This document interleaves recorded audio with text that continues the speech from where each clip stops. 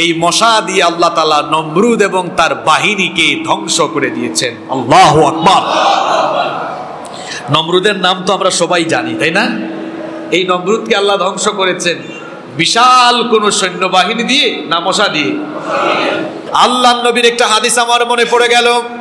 আল্লাহর নবী বলেছেন, দুনিয়ায় কোনো পাপী, দুনিয়ায় কোনো গুনাহগার ব্যক্তির সম্পদ যদি বাড়তে দেখো, যদি তোমরা দেখো কোনো পাপী ব্যক্তির, গুনাহগার ব্যক্তির গুনাহ করার পরেও, পাপ করার পরেও, ইসলাম বিরোধিতা করার পরেও সম্পদ বাড়ে, মনে করো না সে যা করছে ভালোই করছে, তার মধ্যে কল্যাণ সমৃদ্ধি সে পেয়ে যাচ্ছে, এটা ভেবো না।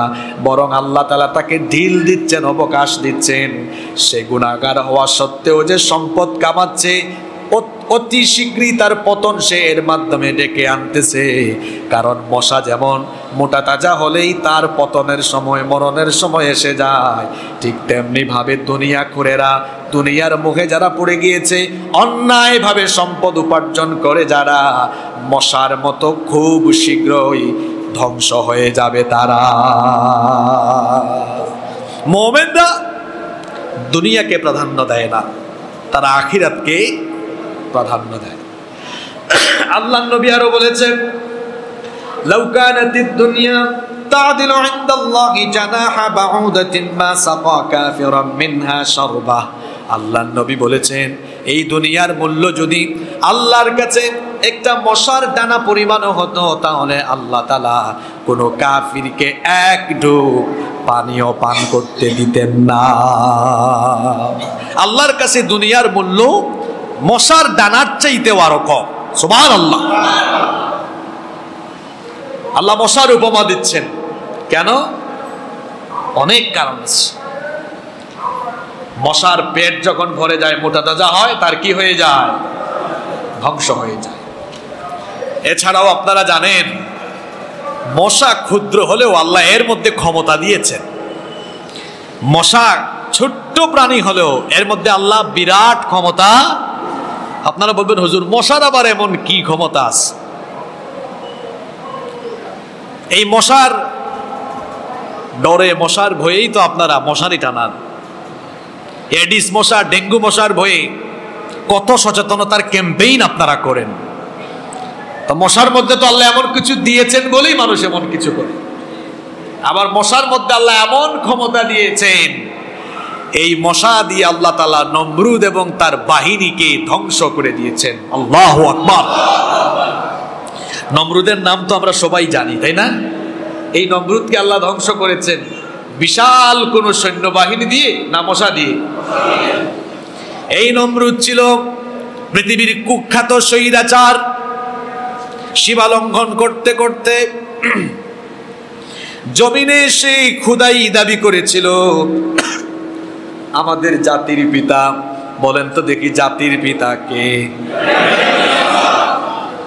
জাতির পিতা জোর করে হওয়া যায় না। জোর করে জাতির পিতা কাউকে বানিয়েও দেওয়া যায় না। জোর করে জাতির পিতা হওয়া যায় না। জাতির পিতা ইব্রাহিম খলিলুল্লাহকে যিনি বানিয়েছেন তিনি কি? এই নমরুদ আমাদের জাতির পিতা। ইব্রাহিম আলাইহিস সালাম এবং তার অনুসারীদেরকে অনেক বেশি কষ্ট দিয়েছিল, যন্ত্রণা দিয়েছিল, নির্যাতন নিপীড়নে তাদেরকে পিষ্ট করেছিল। ক্ষমতার অহংকারে সে নিজেকে জন্ম মৃত্যু, খাদ্যের যোগানদাতা, সবকিছুর ক্ষমতার মালিক ভাবত। আল্লাহ তাআলা এরপরে এই স্বৈরাচারকে ধরলেন। এই স্বৈরাচারকে আল্লাহ তাআলা বড় কোনো বস্তু দিয়ে, বড় কোনো জিনিস দিয়ে ধ্বংস করলেন না। পাহাড়ের গুহার মুখ খুলে দেওয়া হলো, মশার বাহিনী আল্লাহ প্রেরণ করলেন। শুনে আল্লাহ নমরুদকে কেমনে ধ্বংস করলেন? ভালো ভালো সব মশা দিয়ে নমরুদের বাহিনীকে আল্লাহ শায়েস্তা করলেন। আর বড় শয়তান নমরুদকে আল্লাহ তাআলা শায়েস্তা করার জন্য একটা অসুস্থ মশা পাঠালেন। সুস্থ মশা দিয়ে পুরা বাহিনীকে আল্লাহ সাইজ করলেন। আর নমরুদকে আল্লাহ সাইজ করলেন সুস্থ না অসুস্থ মশা দিয়ে? এটা প্রতিবন্ধী মশা, ল্যাংড়া, পাখাও নাই। এটা ল্যাংড়া মশা নমরুদের নাকের ভেতর দিয়ে ঢুকে মগজ পর্যন্ত পৌঁছে গেল। এবার সেই ল্যাংড়া মশার কামড়ের চোটে তার মাথার মধ্যে শুধু ভিন ভিন ভিন ভিন আওয়াজ, যন্ত্রণা শুরু হয়ে গেল। যখন তার মাথার মধ্যে ব্যথা যন্ত্রণা আরম্ভ হয়ে গেল, তখন সে একজনকে চাকরিতে নিয়োগ করলো তার মাথার মধ্যে জুতা দিয়ে বাড়ি দেওয়ার জন্য। এখন জুতা দিয়ে আর কত বাড়ি দিবে? একটা পর্যায়ে লোকটা জুতার বাড়ি দিতে দিতে একদিন রাগের চোটে একদম বেশি পরিমাণ জোরে জুতার বাড়ি দিয়ে নমরুদকে এভাবে জুতার বাড়ি খাওয়ায়া দুনিয়া থেকে বিদায় করলেন কি? এখনো নমরুদীয় স্টাইলে দুনিয়াতে চলাফেরা করা আধুনিক যুগের নমরুদরাও মাঝে মাঝে জুতার বাড়ি খায়, খায় না? আদালত চত্বরে খায়, সামাজিক জায়গায় খায়। জুতার বাড়ির সুন্নত এটা কখন থেকে শুরু হয়েছে? জোরে বলেন। মশা, আল্লাহ মশার উপমা দিয়েছেন। মশাকে আপনি ক্ষুদ্র জিনিস ভাবিয়েন না, এটার মধ্যে ক্ষমতা আছে। এই মশা দিয়েই নমরুদকে শেষ করে দিয়েছেন কি? দেখেন, পৃথিবীতে যত বড় বড় স্বৈরাচার ছিল সকল স্বৈরাচারদেরকে আল্লাহ তাআলা ক্ষুদ্র ক্ষুদ্র ছোট্ট ছোট্ট জিনিস দিয়ে ধ্বংস করেছে। নমরুদকে মশা দিয়ে, ফেরাউনকে লোহিত সাগরের পানি দিয়ে। কত বড় বড় স্বৈরাচার ছিল, কি দাম্ভিকতা তাদের মধ্যে ছিল, আল্লাহ ধ্বংস করেছেন। বিরাট কোনো সৈন্যবাহিনী দিয়ে নয়, ক্ষুদ্র জিনিস দিয়ে। আসেন আবু জাহাল, আবু জাহালকে আল্লাহ কি করলেন?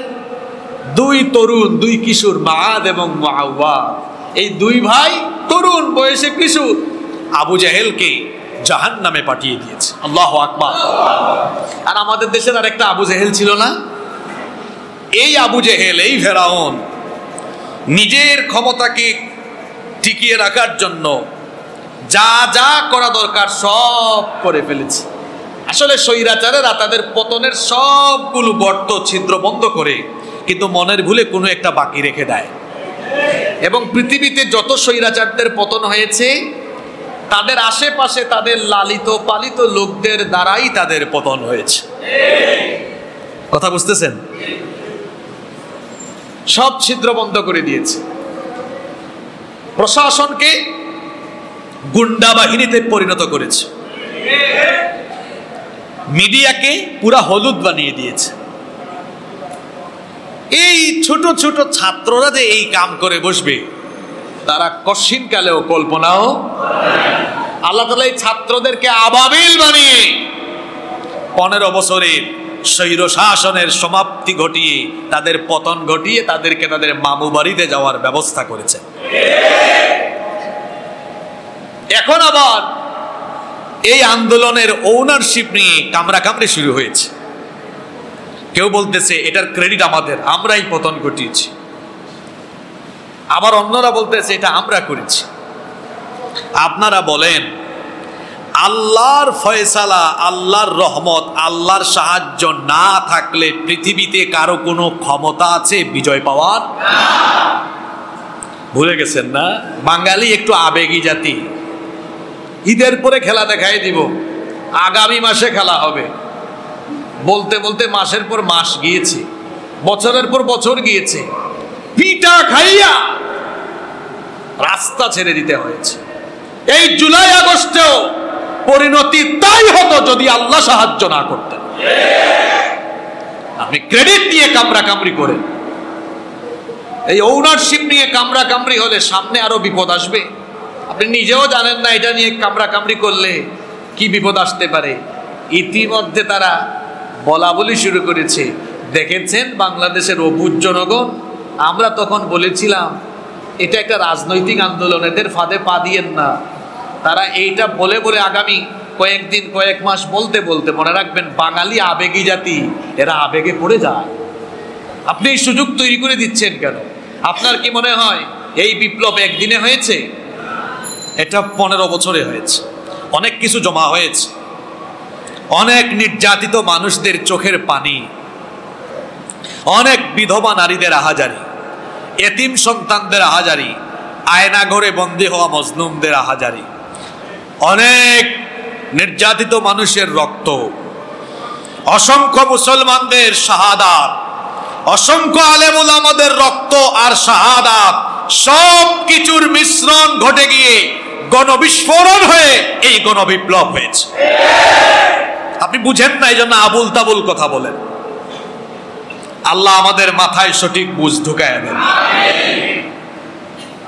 মশার কথা বলছিলাম, মশা মশা প্রাণী ক্ষুদ্র, কিন্তু এর মধ্যেও নিদর্শন আছে না নাই?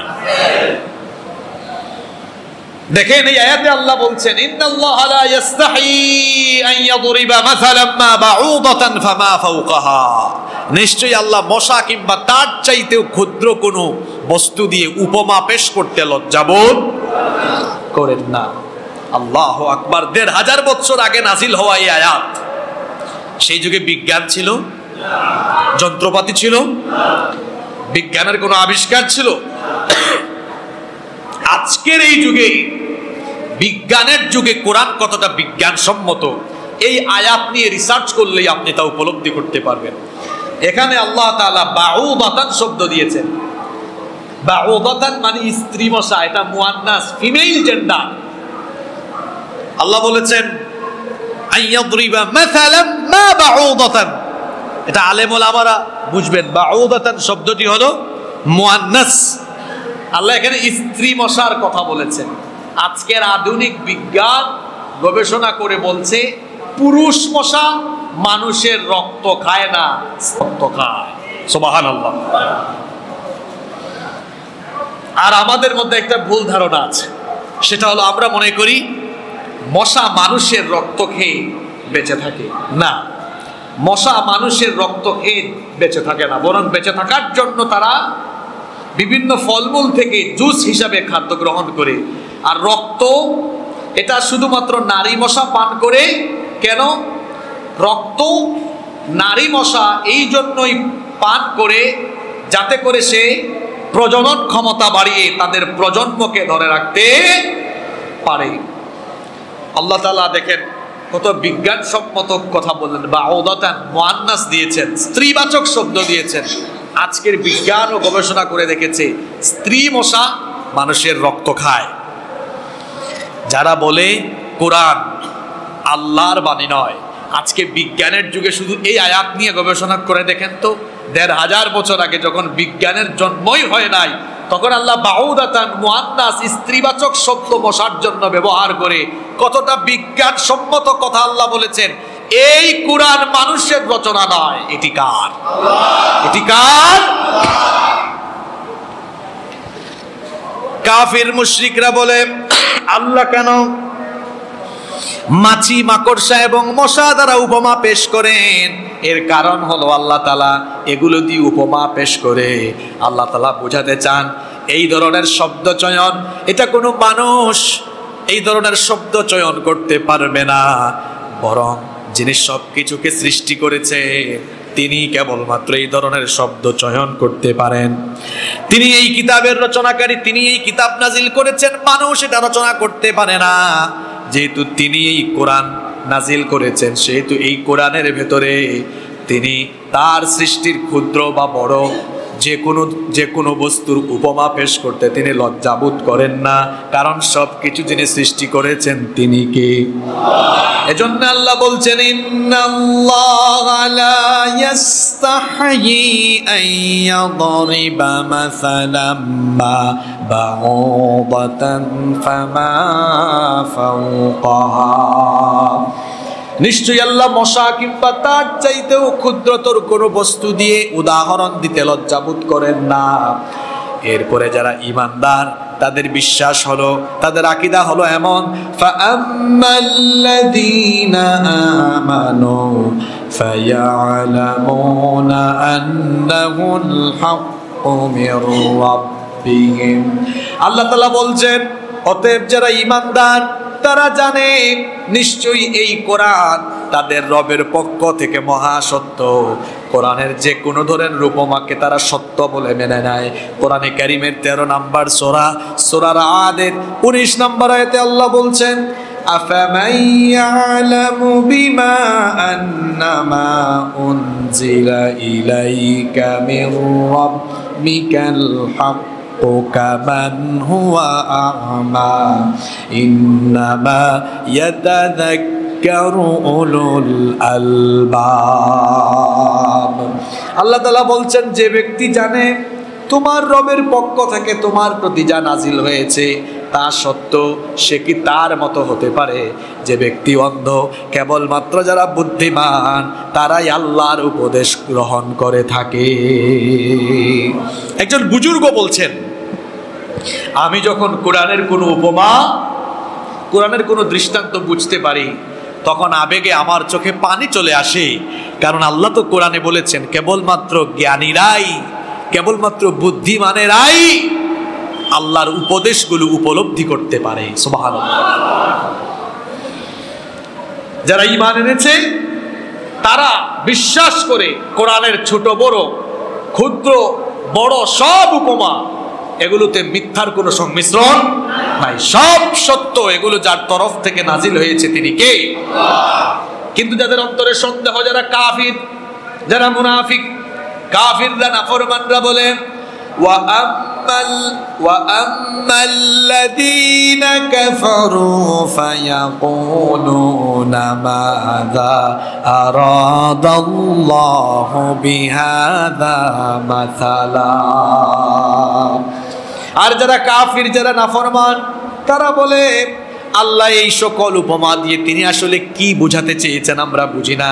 বুঝবে কেমনে? কারণ কাফেরদের অবস্থা তো হলো এমন, খাতামাল্লাহু আলা কুলুবিহিম ওয়া আলা সামঈহিম ওয়া আলা আবসারিহিম গিশাওয়া ওয়া লাহুম আযাবুন আযীম। এই কাফির আল্লাহর দেওয়া উপমা বুঝবে কেমনে? তার অন্তরের মধ্যে তো মোহর মেরে দেওয়া হয়েছে, তার শ্রবণ শক্তিকে তালাবদ্ধ করে দেওয়া হয়েছে, তার চোখের উপরে আবরণ। এজন্য সত্য দেখে না, সত্য শুনে না, সত্য উপলব্ধি করতে পারে।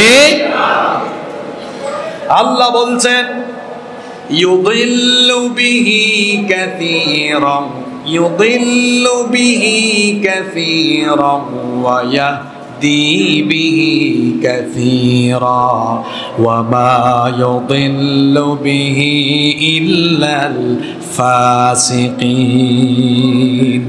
আল্লাহ তাআলা কোরআনে যে ক্ষুদ্র আর বড় উপমা দিয়েছেন, এগুলো দিয়ে তিনি অনেককে হেদায়াত দান করেন, আবার অনেককেই আল্লাহ এর দ্বারা গুমরাহ করেন। ওই যে যারা কাফির, অন্তর তালা দেওয়া, অন্তরে মোহর দেওয়া, চোখের সামনে আবরণ, কানের মধ্যে তালা দেওয়া, এতে এরা আরো বেশি কি হয়ে যায়? গোমরাহ হয়ে যায়। কোরআনের এই উপমা কিংবা কোরআন যারা উপলব্ধি করতে পারে না, আল্লাহ তাআলা বলছেন এই সকল লোকদের জন্য ক্ষতি ছাড়া আর কিছুই বাড়ে না। আল্লাহ বলছেন ওয়ামা ইউদিল্লু বিহি ইল্লাল ফাসিকিন, আর এর মাধ্যমে তিনি কেবলমাত্র ফাসিকদেরকে পথভ্রষ্ট করেন। কাদেরকে পথভ্রষ্ট করেন? ফাসিক। এবার আমরা আল্লাহর কাছে জানতে চাইলাম আল্লাহ ফাসিক কারা।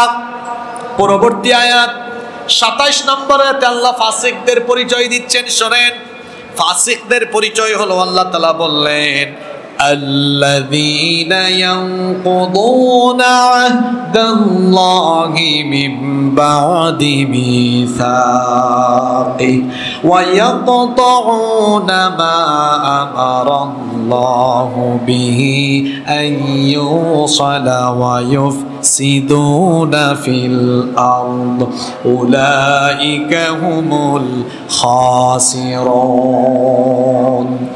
যারা আল্লাহর সাথে সুদৃঢ় অঙ্গীকার করার পরে তা ভঙ্গ করে এবং যে সম্পর্ক আল্লাহ অক্ষুণ্ণ রাখার আদেশ দিয়েছেন তা ছিন্ন করে এবং পৃথিবীতে যারা অশান্তি সৃষ্টি করে তারাই হলো ফাসিক, আর এরা হলো ক্ষতিগ্রস্ত।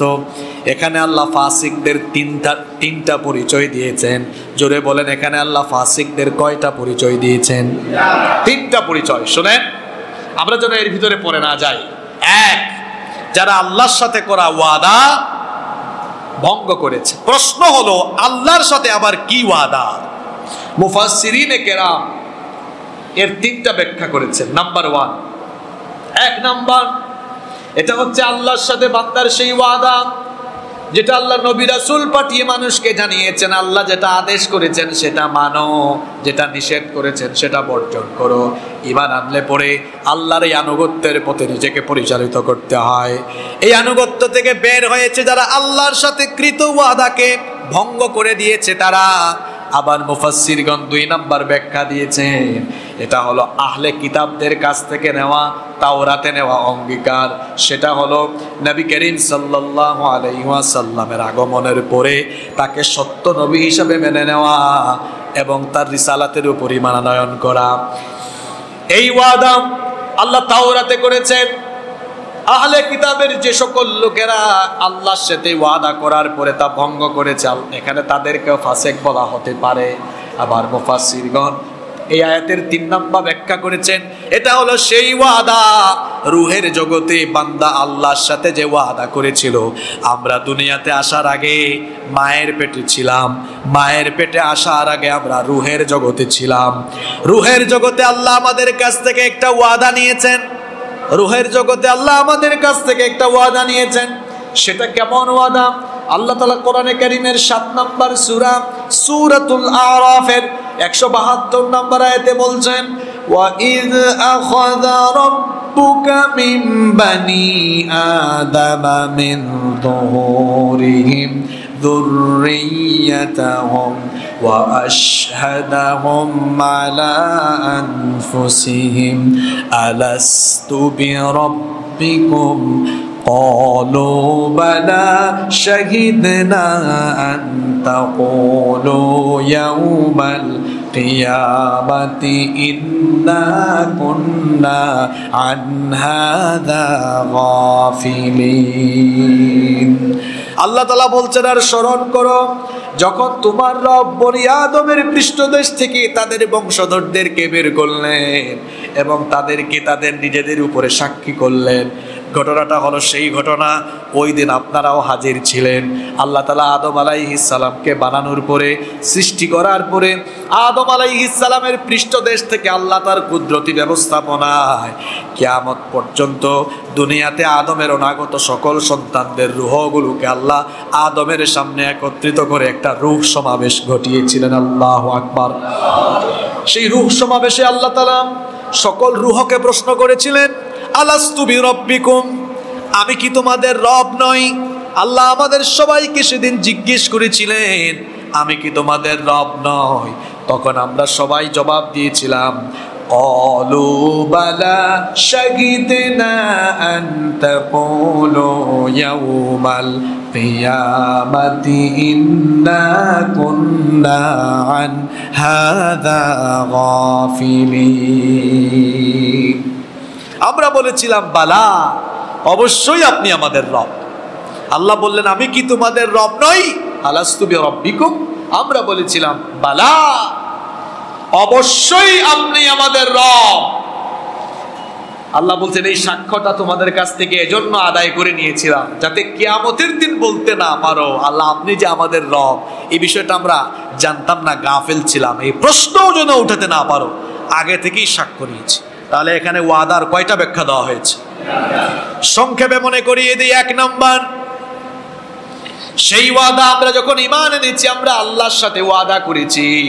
ঈমান আনা মানে হলো আমি আল্লাহর সব হুকুমগুলো মানবো, বিধান মানবো, আল্লাহর নিষেধগুলোকে বর্জন করব। ফাসিক হলো তারা আল্লাহর সাথে ওয়াদা করার পরেও প্রতিদিন গুনাহের কাজ করে যারা, ফাসিক হলো তারা।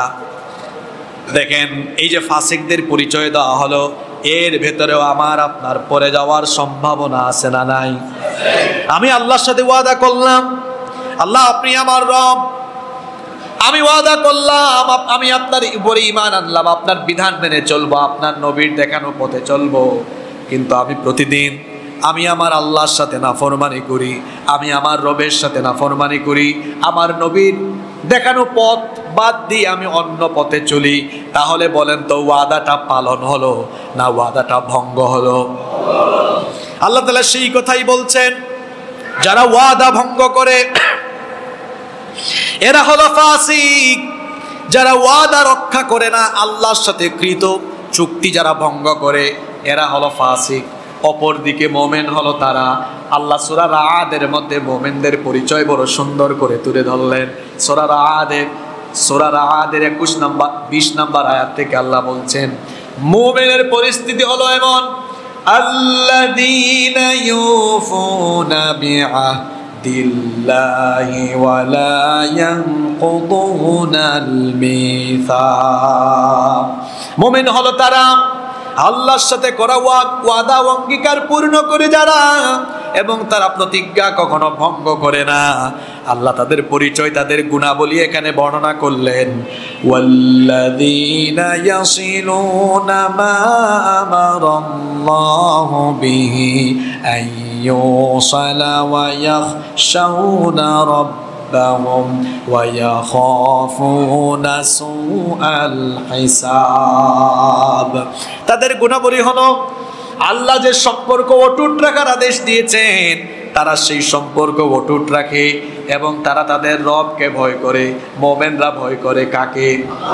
এবং তারা আখিরাতের মন্দ হিসাব, আখিরাতের খারাপ হিসাব থেকে সব সময় নিজেদেরকে বাঁচিয়ে রাখার জন্য তারা সব সময় আশঙ্কাজনক অবস্থায় থাকে। তাদের গুণাবলী হলো ওয়াল্লাযীনা সাবারু বিতিগা ওয়াজহি রাব্বিহিম ওয়া আকামুস সালাতা ওয়া আনফাকু মিম্মা রাযাকনাহুম সিররাও ওয়া আলানিয়াতাও ওয়া ইয়াদরাউনা বিল হাসানাতিস সাইয়্যিআতি উলাইকা লাহুম উকুবাদ দার।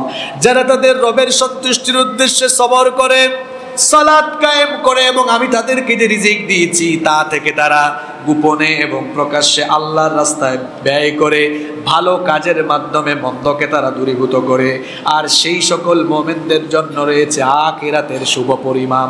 সেই শুভ পরিণামটা কি আল্লাহ বলছেন? সেটা হলো জান্নাতু আদনিন ইয়াদখুলুনাহা ওয়া মান সালাহা মিন আবাইহিম ওয়া আযওয়াজিহিম ওয়া যুররিয়াতিহিম ওয়াল মালাইকাতু ইয়াদখুলুনা আলাইহিম মিন কুল্লি বাব।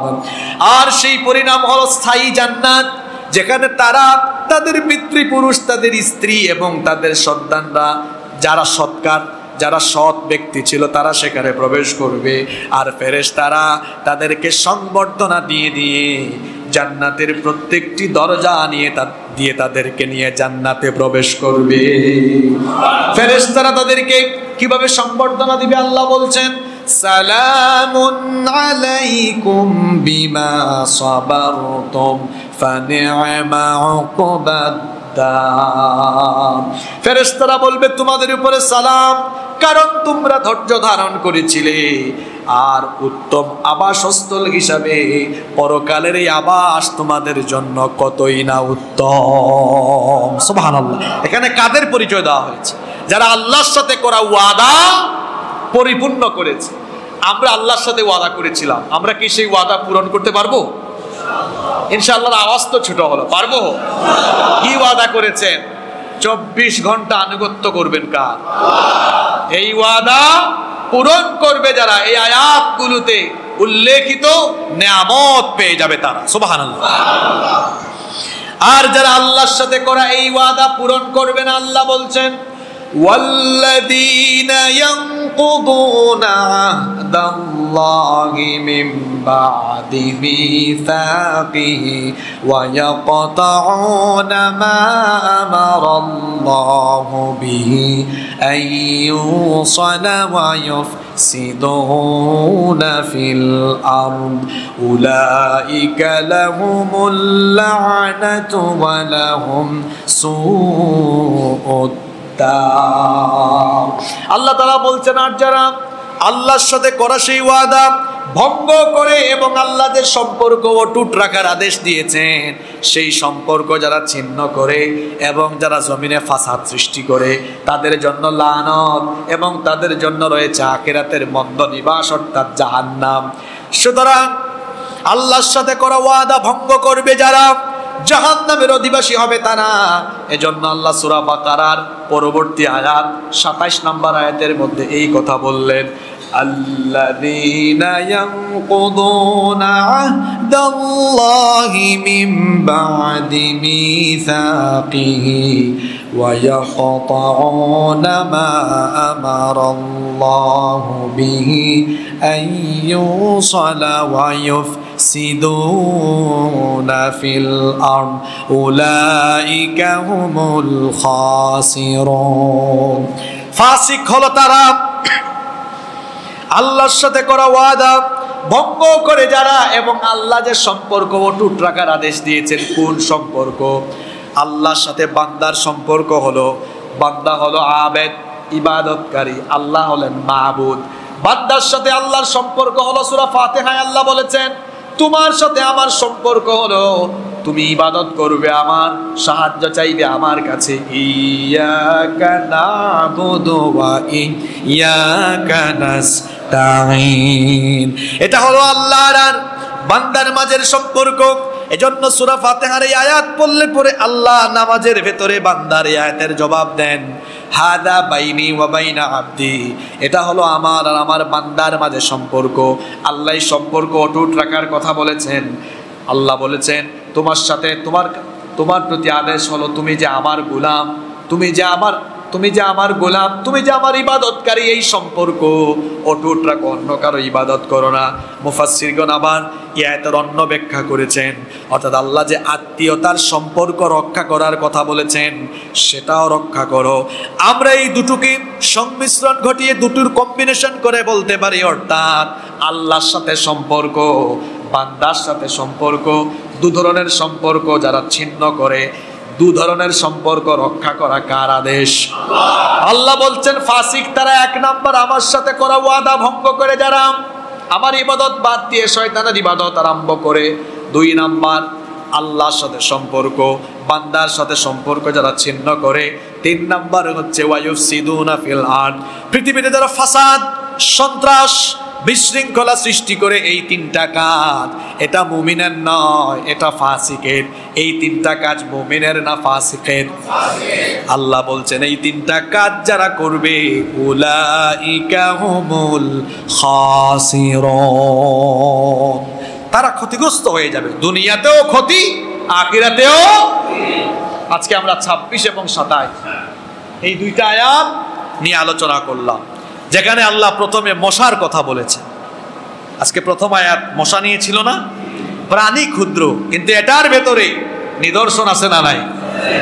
এই মশার উপমা দিয়ে আল্লাহ ইমানদারদের ইমান বাড়িয়েছেন আরো, আর কাফিরদের যাদের অন্তরে মোহর লাগানো এদেরকে আল্লাহ আরো বেশি গুমরা করে দিয়েছেন।